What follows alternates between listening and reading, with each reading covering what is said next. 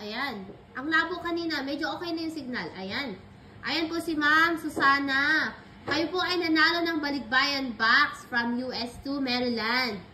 Ayan. Yes po, yes. Ayan na. From Butuan City.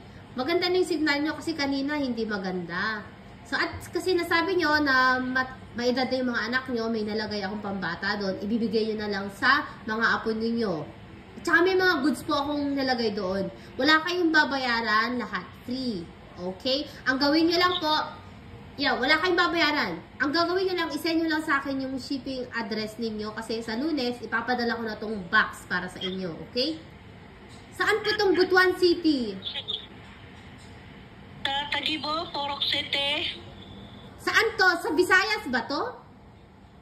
Mindanao. Mindanao. Ah, Mindanao! Hindi ko alam, Mindanao pala to. Nasaan po yung anak nyo? Kausapin ko na nga din siya. Yung kachat ko ka, nasan siya? Hello? Hello? Hello, ma. Ayan, Mindanao pala. Mindanao pala yan. Okay, okay, sige. Pwede ko makita yung bahay nyo?